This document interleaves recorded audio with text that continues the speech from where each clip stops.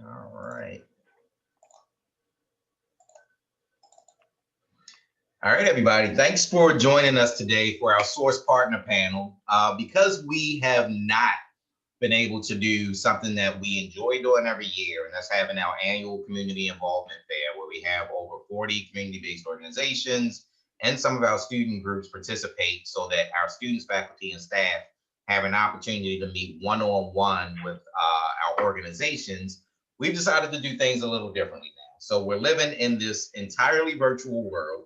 And because we're living in this virtual world, we're now doing everything through Zoom. So hopefully you do not have Zoom fatigue right now, and you'll be able to stay with us for the entire time, well, at least for the next hour. And this may not be an entire hour, but we did at least wanted to bring you some of our partners who do mentoring and learning in the Baltimore communities, and see if you are interested in partnering with our partners. One of the ways that we're going to do this is after I do the introduction for the partners, they will have an opportunity to actually talk to you about the things that they do and ways that you can get involved. If you have any questions, because we do have the chat feature, put those questions into the chat. Also, make sure that you pay attention to the chat, because I may put a couple of things in there about the organizations, and there's a Google document that I'll also add to the chat. So if you're interested in signing up with any of the organizations that are speaking today, make sure that you just go right into that Google document and sign up right then and there. And we'll send the information to the organizations once we're done. So with that, thank you all once again for joining us for our source partner panel. Today, we've got two really good organizations from the Baltimore community that we work with through Source. We work with over 100 community-based organizations, and these are just two of our great community-based organizations, Strong City Baltimore and their Adult Learning Center, and Thread. And with us today, we have Jesse Schneiderman, who's the executive director for Strong City Baltimore, the Adult Learning Center, and Samantha Morales, who's our resource recruiter for Thread. And with that, I think I will allow Jesse to go first, and I will stop sharing my screen. Jesse, if you Great. want to go, and you've got the next 15 minutes all to yourself, if you even need Thank you 15 so minutes. much. Thank you so much, Tony. So again, thanks everybody for having us. My name is Jesse. I'm the executive director of the Adult Learning Center. The Adult Learning Center is a program of Strong City Baltimore. So we are operated by Strong City Baltimore, but the Adult Learning Center, we're our own program. We do kind of our own stuff. What we do, kind of very basically, sorry. So basically, in general, this is kind of a statement of our need, right? 100,000 adults in Baltimore, which is about a little less than 20% of the population, don't have high school diplomas. Across the country, there's a huge adult literacy problem. 36 million folks lack literacy, 10 million people can't speak English well, and a large percentage of people who have low literacy live in poverty. We are one of four Baltimore City sites that are funded by the State Department of Labor who works to address this issue. As such, we have about approximately 300 students per semester. We serve about 600 per year. Students who are seeking to improve either their English skills or reading, writing, math to eventually obtain a GED. As this says, we were funded in 1989 as an English tutoring program. So originally the Adult Learning Center was the Adult Literacy Center, which was really just focused on improving adult literacy. And that was the basis of our program. We were funded by Strong City Baltimore, which is why we are a program of Strong City Baltimore. There are 4 community-based literacy providers in Baltimore. One of them is very specific to adults with developmental disabilities, and so that's why it says only 3. We're one of 3 community-based adult literacy programs that are in Baltimore City that are kind of open to general population that isn't specific to a certain population of folks. We offer this adult education for free. We don't charge students to attend our programs. And we kind of offer 2 tracks. Our first track is the Adult Basic Education track, or ABE. That includes all the way up to folks who are like getting ready to take their GED tomorrow, and all the way down to people who are functionally illiterate and need basic literacy and basic math skills.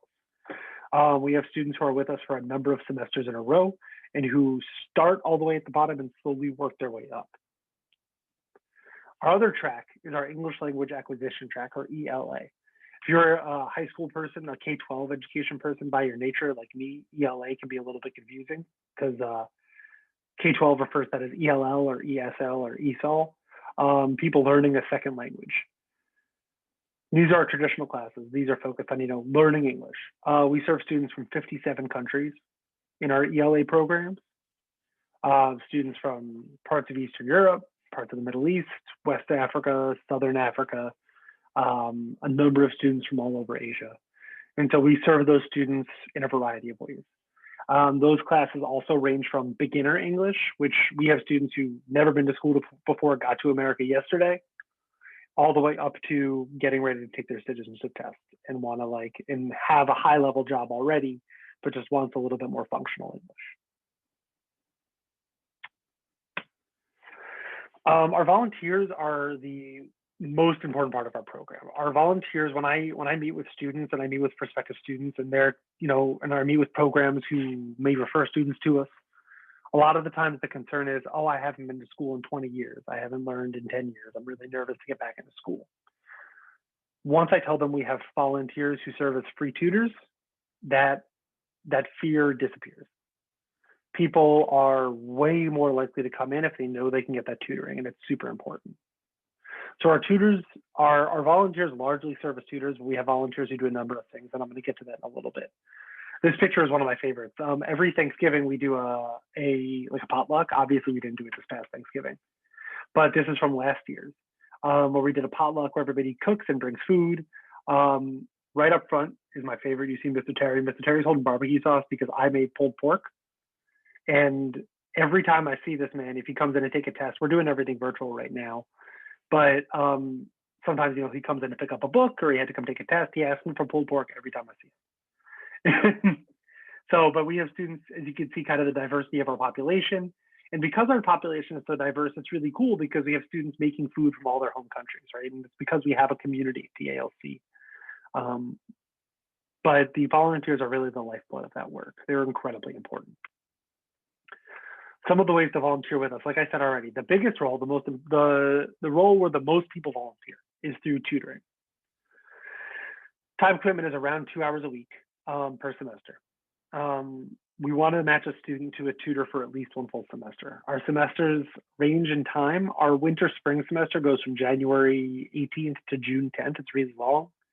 Our fall semester is a little bit shorter. It's September to December. And then we have a summer mini-mester, which is a little bit different. We definitely need tutors for math and for English language conversation work. Math is the thing where students are the most kind of lost. And so we need a lot of tutors for that. Our math is GED level. We are not looking for people who are above that level. A lot of the time folks are confused or are concerned about new math and they're concerned about Common Core. It's really, GED level stuff is like 9th grade level stuff. It's not particularly onerous. GED is not a 12th grade level math, it's a 9th grade level math. And so if you're comfortable at that level, that is the level we're asking for. We have people who do classroom assistants. Classroom assistants are a little bit higher level. Classroom assistants are kind of like co-teaching with our paid instructors. That's a longer commitment because obviously you're in the classroom rather than working with one student, you're working with a class full of students. They're providing instructional support to teachers. All of our teaching right now is virtual. We are doing 4 hours a week on Zoom and 2 hours a week of asynchronous work for our 6 hours of class a week. We also have volunteers who serve as learner advocates. Learner advocates are kind of the case managers, right? Like I'm having trouble doing XYZ. I can't get a driver's license. I need to sign up for Social Security. I am having trouble with my water. The learner advocates are kind of our case managers. We also have an intern from SWACO, the University of Maryland School of Social Work, who does this work for us as well. But volunteers who can serve in this way are really important. The student who I highlighted earlier, I'm going to go back a little bit, Mr. Terry, actually started his own custodial service. He started his own custodial business. He's still with us too. He started his own custodial service with the help of his learner advocate. Because his learner advocate was so passionate about helping him, he was able to start his own business. And he currently has his own business and it's still running. And he's actually currently discussing with Strong City Baltimore a contract of doing a lot of the buildings that Strong City Baltimore operates. Certain times we need people to help proctor and do registration. Currently, we're doing registration in really small numbers because registration does have to be in person. So students need to come take a test. So we're doing maybe 5 students at a time. So this isn't super important right now because obviously we're not having folks come to the building as much as possible. But during a normal year, registration is 50 students at a time, and it's a little bit crazy. We will take anybody, any help we can get. And then we have kind of various other stuff. The small group instructor really are a lot of different things. Like it says, we have a book club, a study hall, a resume clinic, English conversation. Our social work intern is doing a women's support group. Anything, really anything that you're passionate about. If you want to think of it like a high school club. If you're interested in that sort of thing and you think we may have a couple students who'd be interested, who want to spend a little bit of time hanging out and talking about that sort of thing, that is some way that we use volunteers as well. As we said earlier, everything's online at the moment. You don't need any experience teaching. We just want people to be able to help. As far as our class times, we have class in the morning from 9 to 12, and we have class in the evening from 6 to 9. We find that that's when our students are most available. And so tutoring, similarly, that's when our students are most available. We are located in the Hohen Lithograph building. This is kind of the fancy architectural mock-up of the Hohen Lithograph building from before we moved in, which is it's a little north of the Hopkins Medical Campus. So we moved from this church basement that you see right here, the University Baptist Church at the Johns Hopkins Charles Village campus, to the Hohen Lithograph building in January of this year. So we spent a cool 2 months in our new building until we all had to kind of relocate and work from home. But we have, an extra classroom. We have smart screens in every classroom for our students. We have computer lab that's huge and accessible. We were able to get a lot more stuff and provide our students, who many of them have never had new stuff for their education, with new things. I'm a former Baltimore City Public Schools teacher, and I did that for 5 years. And so I know the buildings and the conditions from which our students, who at least our American students, come. And having them walk into a new building that was built for them, in new classrooms that were built for them, they were blown away and they were so excited about it. And, that's us. So this is our website, strongcitybaltimore/program/ALC. This is our phone number. Currently, obviously, we're not always people in the office, but voicemails go to me via email. And so if you ever want to call, leave a voicemail. Our site has a volunteer registration form at the bottom of it. So if you go to the site for the ALC and you scroll down, you will see a volunteer form there, and that will allow you to do that. If you're sitting at your computer right now and you're I can't write this down, you just Google Strong City Baltimore, or even if you Google Strong City Baltimore Adult Learning Center, that'll take you there, and our tutor sheet is right there. And so that's all I have for you today. The Adult Learning Center would love to have any of you as volunteers. We're always looking for folks. We are always trying to help our students. And so however you feel fit. Awesome. Thank you, Jesse. If you want, of course, you can put the you can put the link into the chat, and they can just go directly there to that link and sign up right there if they would like. I'll do that right now. I'm gonna go find it to make sure it's exactly right, and then I will do that for you. Perfect. So I'm putting the number in the chat first, and then I'm gonna put the link in the chat.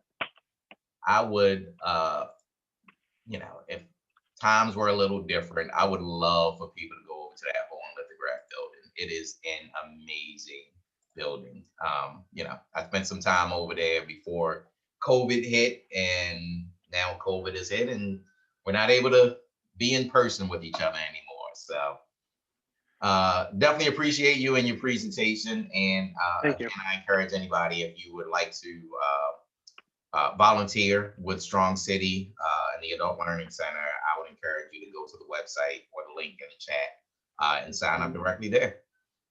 Thank you so much. And without further ado, we also have from Thread, another great organization that we work with here in the Baltimore community, Sam Morales.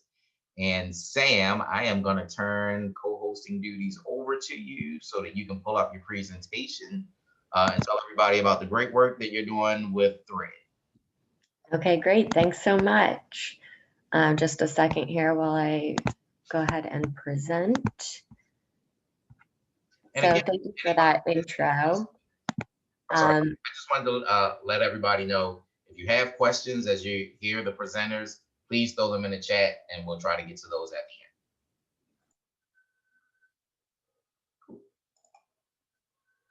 Oh, sorry, Sam, I muted you. That's all right. Thanks so much. I was just saying, feel free to pop up with any comments or questions throughout the presentation as well. It's really brief and informal, but this is just kind of the gist of Thread. You'll find that throughout all of our spaces that we're really relaxed and informal, and we focus on building family.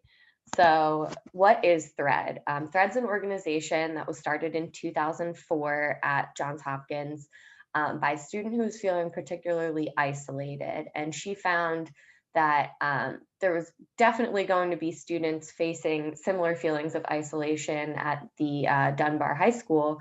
And she took on a group of students and started working with them to help push them to their graduation. And when she put an ask out to find new volunteers, almost triple what she was looking for showed up. So instead of turning people away, they changed our model so that each of the students involved in Thread would be connected with up to 4 different volunteers who create kind of a family around them and really just get to know each other and support each other through all the ups and downs of life. So Thread believes that by harnessing the power of these relationships, we can really transform our city by just introducing people across lines of difference, whether that's age, race, income, or zip code. We make a 10-year commitment as an organization to each of the students who become enrolled in our community, and we support them no matter what throughout those 10 years. So does this work? The answer is an absolute resounding yes. 100% of the students who have joined Thread stay with us for that full 10-year commitment, no matter what. And 85% of those students go on to graduate high school. Historically in Baltimore City, students with a GPA below 1.0 graduate at a rate of about 6%, and Thread students are coming in with a GPA around a 0.7 and graduating at 85%. So that's more than 10 times that of their peers, which is a pretty astonishing accomplishment in itself. But beyond that, 69% go on to complete a post-secondary degree or certification, whether that's a 2-year, 4-year degree, or some sort of professional degree within their time at Thread. So it's really proven through our statistics that this model is really making a lasting, significant difference. So while that's all incredible, we're still hungry for more. Our vision is to enroll 7% of Baltimore City freshmen by 2030, which would include enrolling around 300 students annually and serving 3,040 students at scale. So in order to support all of those students, we would need somewhere around 8,000 volunteers with the model that we currently have. So altogether, students, volunteers, biological family members, AmeriCorps staff, Thread staff, together would be a community of around 20,000 adults, which equates to about 5% of our city's population and 10% of voters in our elections. So this just shows that not only do we have the proof that we can shift the graduation rate in our city, we can really create a network of individuals who care about each other and support each other and make lasting change across Baltimore City. So the way that we get our volunteers involved typically falls into 4 different categories. The first would be our Thread family members. Those are the volunteers who are directly supporting a student. Then we also have some volunteer leadership positions, either our head of family or grandparent role. I'll get into the details in a second, but those are basically peer leaders as well as volunteers within the Thread community. And then finally, we have Thread resource teams, which are collaborators or individuals who have very specific sets of skills or very discrete time availability, and they would like to support the organization in very specific ways. So this model here is kind of a visual for what a Thread family might look like starting at the 9th grade. So a student who enrolls with Thread will be connected with up to 3 family members who are on the ground with them day to day, just doing life together, whether that's cooking a meal together virtually or working on homework. Um, they are just really getting to know each other and building a relationship that's bi-directional. So while you're coaching that student's also giving back to you and teaching you things about yourself. But you're also never alone in this journey. We don't expect you to have all the answers. And part of the beauty of this network is you have a built-in support system. So Thread family members, while they're coaching students, are being coached by a head of family. They kind of serve as like a team captain almost, in the sense that they're the ones who are organizing and connecting with everyone to make sure all our needs are met and all the resources are being deployed appropriately. And like we said, if you ever feel alone, something ain't right, Thread heads of family are coached by a grandparent who's more of a peer-to-peer coach. They're less directly involved with our young people because they're connected with 8 heads of family. So their role is primarily in coaching the adults who are connecting with the young people and really building up those relationship development skills, and getting to know the needs within the community better and making a wider impact as opposed to a direct impact.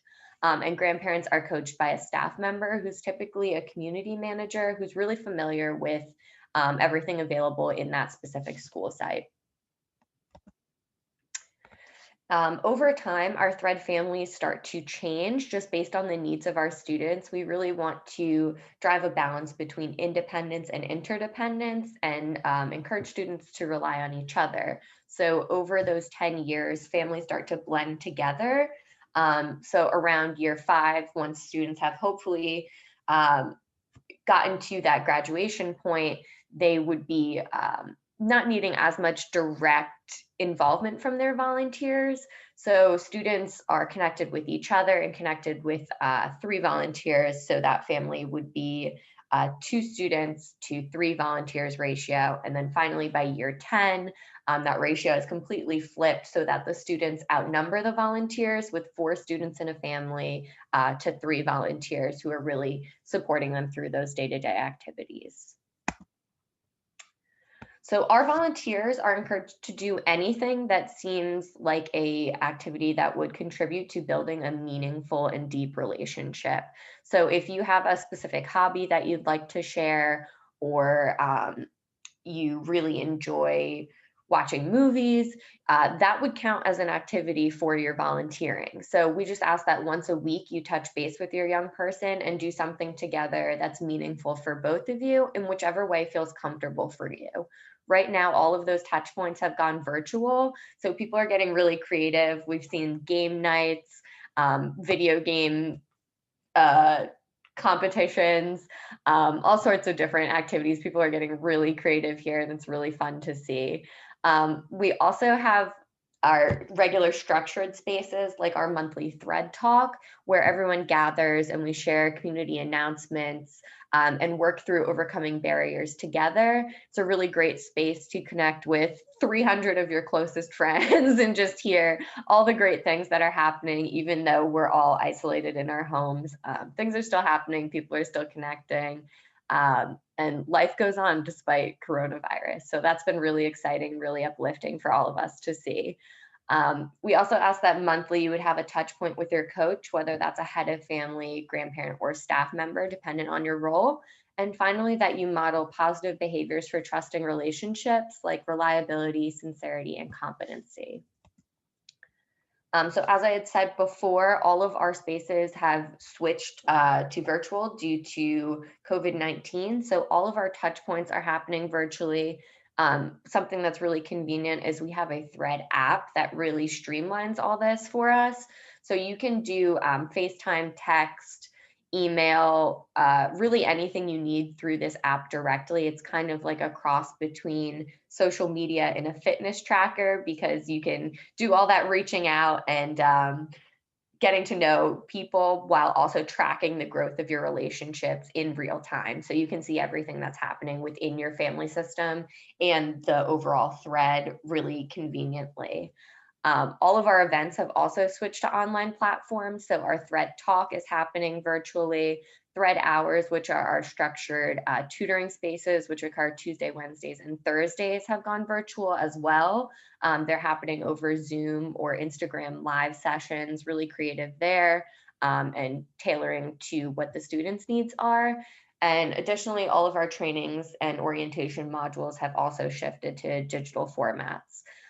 The one caveat here is that all of our volunteers do need to undergo fingerprinting to get a background check done before being placed in a family. So you will be required to go in person to get your fingerprinting done. Our vendor is Bith Group, and they have really strict protocols that they're following there. You would have to sign up online to confirm an appointment time with them, but they are cleaning all their equipment between patients and restricting how many people are allowed in the building. So it's definitely very safe.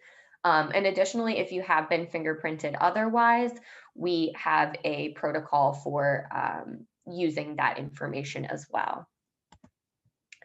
So if you have any questions and want to connect with me, you can reach me via email at samantha.morales@thread.org or over the phone at 609-610-0523. Or you can go directly to our website to complete an application if you're ready to go. And that's just thread.org/volunteer.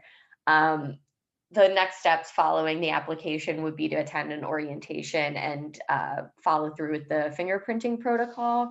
But beyond that, you would be ready to start in a family pretty soon. So that's all I have for you today, but thanks so much. And I hope to see a bunch of you in our Thread gatherings. Awesome. Thank you so very much, Sam, for that. I know for all of us, it's really, that's what this is about, trying to figure out like how to do things in a virtual world right now, because that's the world that we live in. And it sounds like Thread has figured that out, right? Like you're doing things with an app now. So, and you all are fancy. I didn't realize you had gotten that fancy. So definitely appreciate it.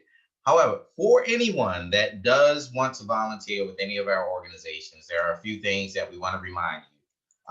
If you're going to volunteer, you have to report your volunteer hours. It's critically important for us to know how our students, staff, and volunteers are going out into communities and working with our community-based organizations. So it's a real easy sort of report that you have to do that's located on Source's website. It really helps us to keep track of the organizations that we're working with in Baltimore and where students are going in Baltimore.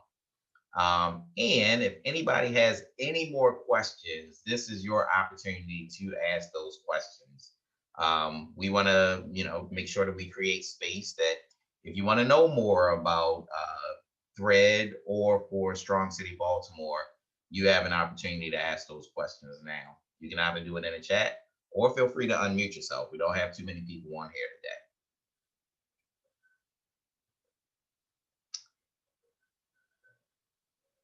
How about I start with one question then? Is there something that your organization provides that clients don't get from other social services or any other organization that's really unique to either Thread or to Strong City? So I could start to answer that. So the other adult education providers who do adult education in the city are very good, and we're partners with all of them. BCCC is one of them, and BCCC does both English language and adult basic ed like we do, but they don't go all the way down to the base level. They don't go to the beginner level or the foundations, the borderline illiterate level on either ABE or English language acquisition. The other kind of standard adult ed provider in the city, South Baltimore Learning Center, which is another great partner of ours, doesn't do English language at all. So we're the only ones in the city who do both English language and adult basic ed all the way to the top, all the way to the bottom. So yeah, we're the only ones who do that kind of that breadth and depth. Gotcha. Thank you. Yeah, and something unique about Thread is while we often get compared to other like tutoring or mentoring organizations, we are considered more of a community network in the sense that we don't have a specific objective in terms of like structured spaces. What we have is these relationships that motivate us and push us through our work. And with that, we have collaborators who offer services to us pro bono. So in addition to being able to offer these young people services like tutoring assistance, we're also able to offer legal assistance or mental health care or help navigating the health system. There's really anything you could think of. There's probably an expert within the Thread community on that who is able to offer their services pro bono as well. So it's really more than just delivering some skill to these students. It's getting to know them and building relationships. And those services are also available to our volunteers as well. So it really goes both ways. That's awesome. And I do feel like through Thread, you guys really do all act as a family when you're doing the work. Samantha, you mentioned something that I just want to remind folks about that I should have put into this presentation, but the criminal background checks. And so if anybody is doing any work, especially with underage students, young adult or young learners in Baltimore City, with Source, there is a module that we ask you to make sure that you do for us. And as you're working with our community-based organizations, we'll make sure that you have that module. But it's really a quick module to say that you understand the basics of working with students, under the age of 18, if you're working with them in Baltimore City. Baltimore City Public Schools have sort of a different process where they also ask for fingerprinting. But for Johns Hopkins University and our policies, there is a module that you must complete in order to work with students under the age of 18.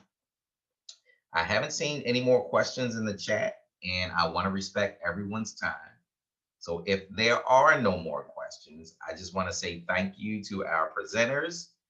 And thank you to everybody that came on today. Again, we are trying to make sure that in this virtual space, we provide an opportunity for our organizations to present to our students, staff, and faculty, so that if there are opportunities that are out there that are available to you, you still can work with our community-based organizations, whether it's virtually or there are some in-person opportunities. We discourage those, but we definitely encourage the virtual opportunities as much as possible. So just want to thank you all once again for being on here.